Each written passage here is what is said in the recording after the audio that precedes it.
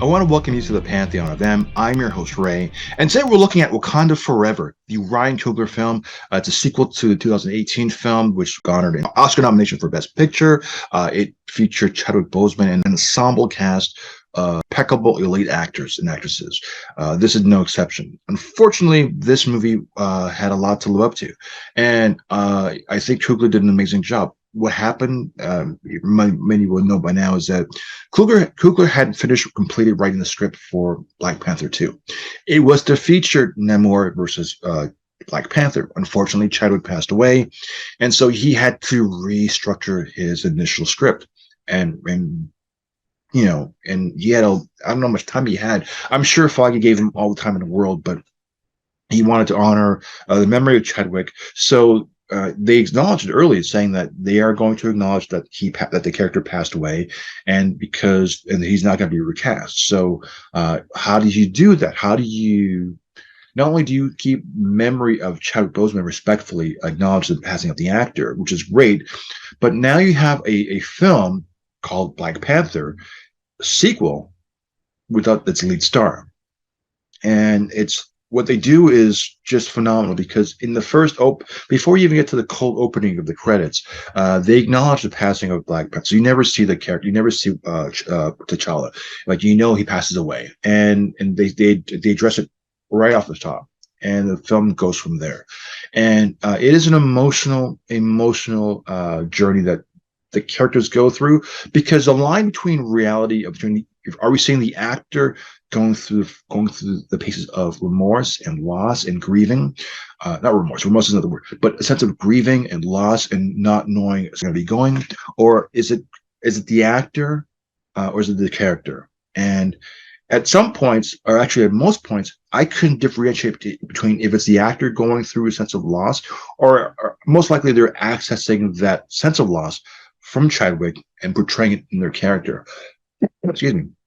But in either way, it works because and I know my audience I saw it in theaters with, were heartfelt. And whenever they addressed the loss of their leader, who was a leader on set apparently, and who was a friend to them, it's evident and it's heartfelt throughout the film. And whenever they stop and address those moments where we lost somebody, that really holds true. And that was just an amazing way that they did that. And I guess a lot has contributed to the actors, but I would say Coogler, who wrote the script, he really pulled it off. Now, the movie, is it better than the first movie? I must say the first Black Panther is a little higher in terms of where I rank it, but I'm taking nothing away from this movie. This movie is amazing. I could watch the movie again. I mean, it was really good.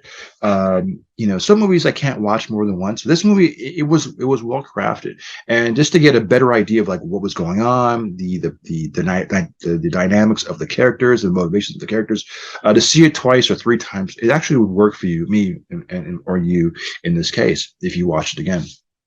The movie introduces two new major characters, Riri Williams and Namor, depending how you say his name. There's no right or wrong. I always said Namor, but they say Namor, and they say his name differently in the movie. There's no right or wrong, and I know for a fact they can't say Atlantis because they don't own the rights to say Atlantis. So it's difficult to get your mind around where the origin or where the source of where they are. But that aside, but the standout for me was Angela Bassett. I mean, this woman has not lost a beat. Her character of Ramonda is amazing. It's the queen who has to hold court against the world who's coming to pose their will on the vibranium. The queen who has to deal with the loss of her son, a kingdom that's without rule, or a fracture within the family, a fracture among the court, and also now an impending invasion from a source that could rival and challenge the kingdom. She's a lot on her plate, and when she explodes on the court and tells you straight, whether it's the people on the UN or when it's Akoya, and her reasoning why she's saying what she's doing, it's amazing. I mean, there's the sense, the gravitas, the grit, the volume, the anger, the because for royalty, I mean, there's a sense of like calm about her, and like she's royalty, she's got to she's the queen. But then when you get to the core of like she's angry, she has a right to be angry, beyond holding court.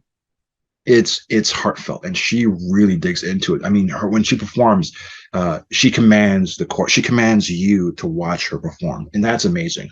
The MVP, the person who everything is shouldering the quarterback of this movie, is Shuri, Letitia Wright's character, a character who was considered secondary as a kid's sister to T'Challa. She really holds her own. She really elevates her game. Being a character of science, sort of like they say she's like greater or smarter than Iron Man, perhaps. But being a character who when one side of her brain is science and technology, and the other side of their brain is cultural tradition and religion, and the idea of religion and technology don't always necessarily agree. And in her mind is conflict, and it's really the friction between acceptance of like what she knows to be true and what people are accepting as their ways to grieve. Is a conflict with her, and she's a person who has to not only deal with that, but dealing with now with the loss of her brother, and the fact that she has to like there has someone has the throne's been advocated, and someone has to take over as a ruler of Wakanda.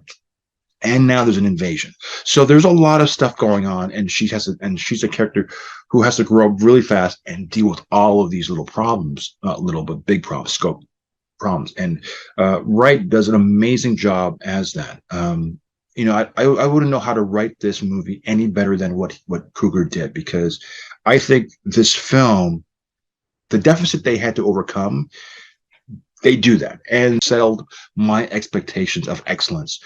Everyone brought their A game. Winston Duke was some M'Baku's character. He provided some of the comic relief. Even Everett Ross, who played by Martin Freeman, I thought they all brought their A game, and they all like brought some levity to it. When Okoye and Shuri got together to look for Riri, I think was probably one of my most funniest and comedic moments. When they say my favorite colonizer, all those things, and then when they have their little discussions one on one regarding Riri, that was the humorous parts for me, and I kind of enjoyed that. But overall, the theme of this movie was very, very serious. The opening credits, when you had the montage, there was like just a quietness about seeing a montage credits without sound of Chadwick Boseman. My theater was quiet. I heard some people crying. It set the tone for us. The movie paid respect to both the actor and as well as to the character, which again is synonymous. I mean, you can't really separate the actor from the character, because the sense of loss is true on both fronts. And I think the way the portrayed it, and how much like just sincerity and respect they give and acknowledging the loss of it, it really hit the heartstrings, and it really connected with me as the audience member. But I think too the audience that saw the movie, I don't remember hearing a bad thing about that. I think it was done amazingly tastefully, and just it really, really did an amazing job. It's a long the movie's. It felt like it's 20 minutes long, and I know because of COVID, there's maybe some set designs that they had to make things seem a little small, like the warship near the end. It just seems like one ship against the Namor people. It seemed a little. It seemed a little off. Didn't seem like. I mean, they had some good action sequences, but there were some things about it you're like, really? Could you not do some other place or some other strategy of making this a little better? But I don't know. But overall, worth a watch movie. A movie that I could see again a couple times just to get the full gist of it. The bonus scene at the end, to me, it's like Thor: Love and Thunder. They give a send off or a little epilogue, if you will, to Chadwick's character. Like in Thor: Love and Thunder, they give a little epilogue to a character there, and I hope they don't follow through with that. And if they do, well, not with Love and Thunder, this epilogue, it's just give it closure, give it a happy ending, and move on. With this movie, should they do something with it, fine. But after Phase 5, like let give us time to grieve. Give us time to separate ourselves from this. I think they did a wonderful job, and they left an opening for potential storyline, and I think it was done perfectly. Now, whether you like that scene or not, it's actually it's optional. But I think giving it an additional ending to it. There's like 4 different endings to this movie.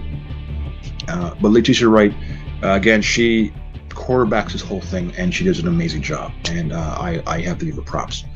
So with that, I am your host, Ray. We'll talk to you next week. Take care.